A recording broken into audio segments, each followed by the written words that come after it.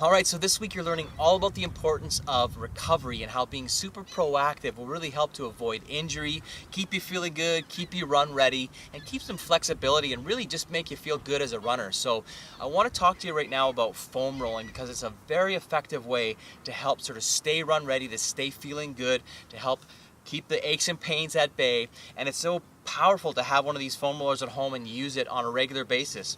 I would suggest daily if you can. 5 to 10 minutes is all it really takes, and it really helps you to stay ready, helps to keep your muscles nice and loose, and it's really, really effective. Now let's talk about it, why we want a foam roll in the first place. As you know, running is a very repetitive sport. We're constantly breaking down our muscles and having to repair those over and over and over again. We have a tissue in our body called fascia, and it's basically a connective tissue over the muscles.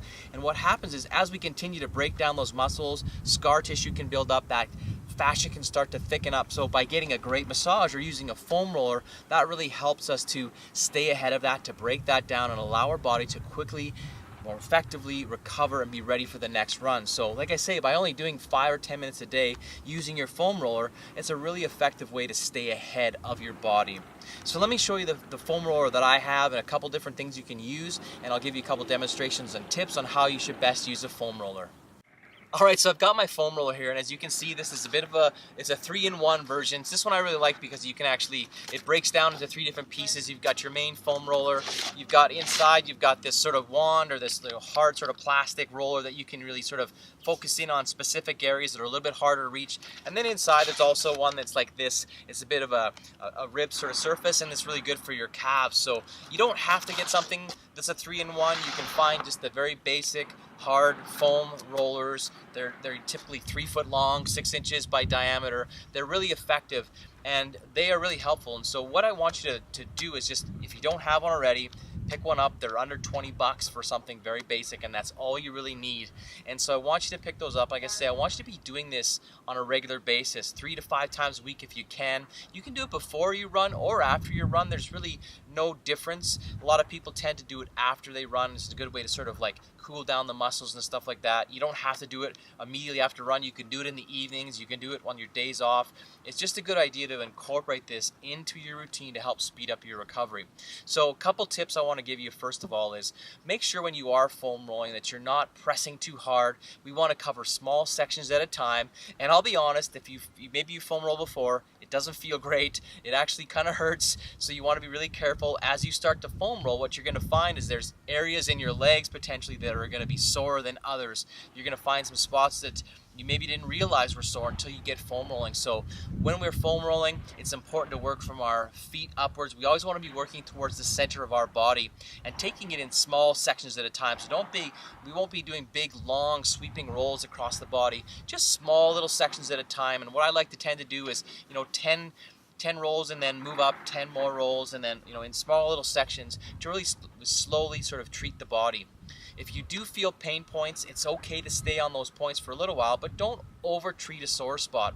A lot of times it's somewhere else in the body that's tight that's triggering that pain spot. So you will find that there's a few spots that might be a little bit more tender. It's okay to sort of spend some time working on those and then move away from those. All right, so let's start by rolling our calves. So really easy if we just rest our calves on the roller, and you can just pick yourself up.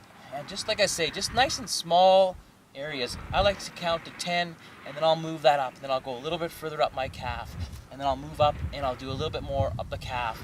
I would do that 10 times, maybe 6 inches at a section, moving all the way up the leg. If you want, you can cross your one leg over and work on one calf at a time. You might have one calf that's a little bit more tender, and that's a good way to sort of really work on those calves.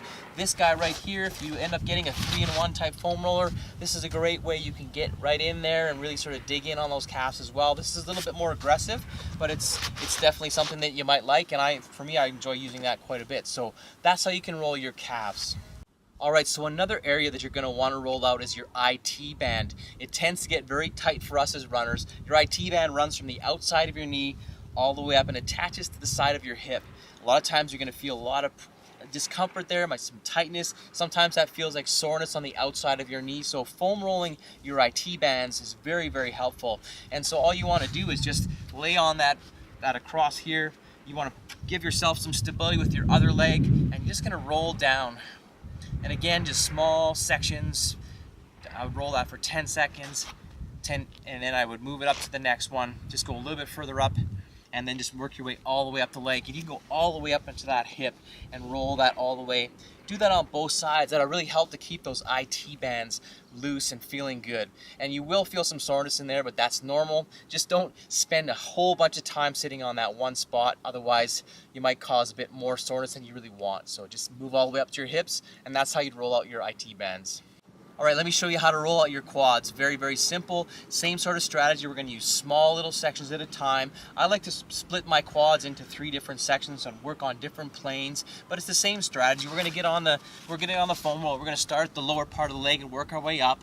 Small little sections, 10 at a time, and then you're going to move up 10 at a time, and then you're going to keep moving your way up all the way to the leg. I like to turn on these when I'm getting my quads, and then I can get the inside.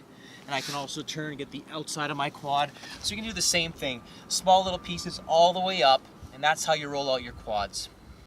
All right, the last thing I'm going to show you is using a foam ball to roll out in certain areas of your body. These are a lot more aggressive than the foam roller. The foam roller is a little bit gentler on your body, but these are great if you've got a specific point in your body that's really tight, or maybe a knot somewhere. These can really dig in and get you a nice relief. It tends to be in the glutes, piriformis, those types of parts of the body where this really can be helpful. It does hurt, I'm not going to lie, it doesn't feel super great, but it does work really, really well. So all you want to do with this, guys, if you have one of these, you can use a soft ball or a lacrosse ball, something like that. Is you're just going to sit on it, and you're just going to cross your leg over the other knee, and you're just going to hold yourself up with your arms and just eventually just set your weight into that. And as you move around, you're going to find very quickly where that knot might be, and it's okay to sit on that knot for say 10-15 seconds and then move that around again, move into that pain, sit on that, and then continue to move. Do it on both sides. You'll find, you might not feel it until you get working with the ball, but then you will find that there is that trigger point there. So this does a great job of really loosening out those glutes.